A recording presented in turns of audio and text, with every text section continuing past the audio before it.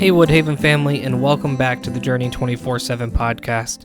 This is Chandler here with you again, and I am so excited to continue our study in Genesis chapter 14 today.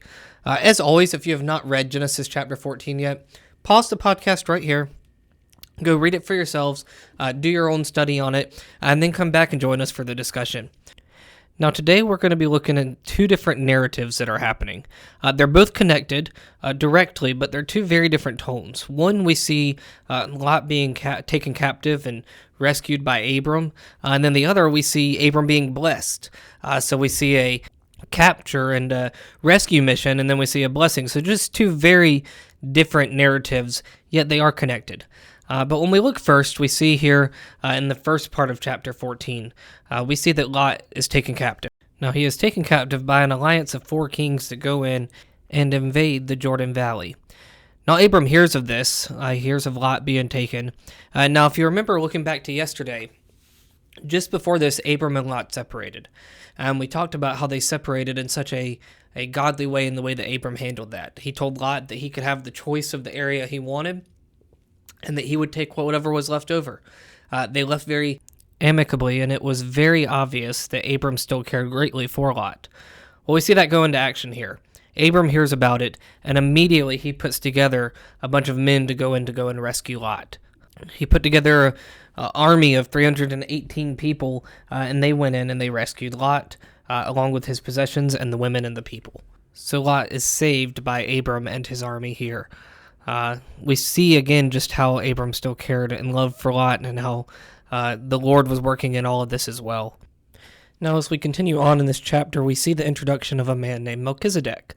Now, Melchizedek is a really impactful figure in Scripture for someone that we really only see a little bit about. And the reason he's so impactful is he is actually a Christ figure here.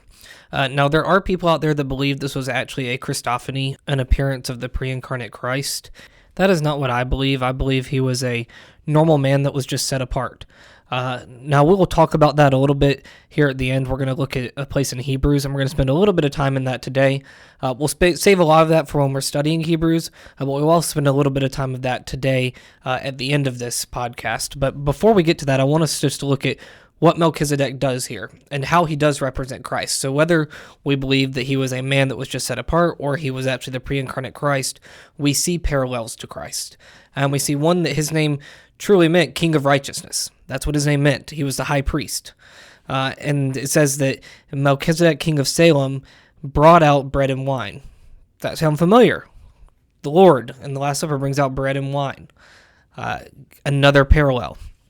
But then he blesses him and says, "Blessed be Abram by God Most High, possessor of heaven and earth, and blessed be God Most High, who has delivered your enemies into your hand." And it says, "And Abram gave him a tenth of everything." So Abram tithes to Melchizedek. So we see how Melchizedek is set apart, and he's a man that is living for the Lord. Now again, when we look at Hebrews 7, we actually see a lot about Melchizedek, and we're not going to be able to talk about all that here, because again, we'll focus in on this when we study Hebrews. But there is a little bit that we really want to look at just as we are learning who Melchizedek is. In Hebrews chapter 7, verses 2 and 3, it says, "And to him Abraham apportioned a tenth part of everything. He is first, by translation of his name, King of Righteousness, and then he is also King of Salem, that is, King of Peace. He is without father or mother or genealogy, having neither beginning of days nor end of life, but resembling the Son of God, he continues a priest forever." So that verse right there is one of those that causes a lot of people to think maybe this was the pre-incarnate Christ, because it says, "He is without father or mother or genealogy, having neither beginning of days nor end of life." So if we read that, it sounds at first like he is an eternal being. And again, I'm open to that potentially being a possibility that this is a pre-incarnate Christ. It's a Christophany. But I would lean towards that not being the case, and what this is actually talking about here is that we have no account of his father or mother or genealogy. And the reason that I land more on that side is because, one, it then says, "But resembling the Son of God, he continues a priest forever." It doesn't say he is the Son of God. It says resembling the Son of God. All believers should strive to resemble the Son of God. So that is where I land on Melchizedek. But again, I just want to continue to reiterate that is my opinion. And it's very possible that I could be wrong on this, because there are people that are very strong biblically that fall on both sides of this debate. And it's one that I've even gone back and forth myself on. There was a time where I said that I thought Melchizedek was the pre-incarnate Christ. So this is one of those biblical issues or topics that we look at when we say, we don't have a super clear answer. And that's okay. We have to remember there are things that are gospel issues, which are important, where the scriptures are very clear about them and we need to be firm in those.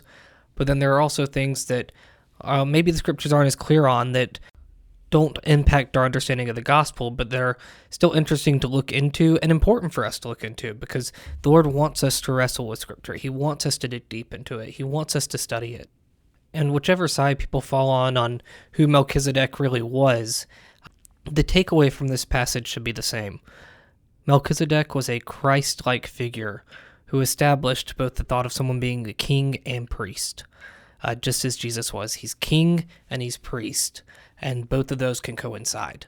And Melchizedek, this order of Melchizedek, established that.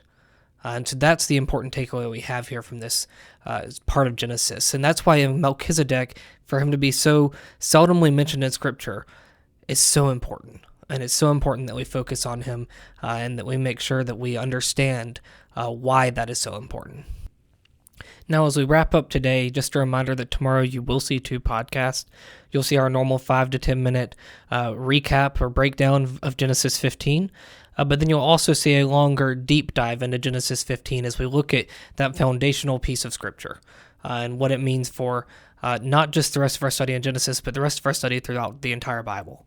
If you listen to that deep dive, you really don't need to worry about the breakdown tomorrow. We're just still providing the breakdown for anybody that just can't find the 30 minutes and they want the 5 or 10 minutes still. But if you have the time, I would encourage you to listen to the deep dive, because it is going to be really, really beneficial for the rest of our study through Scripture. So I'm looking forward to that, and we hope to see you tomorrow. Y'all have a good one.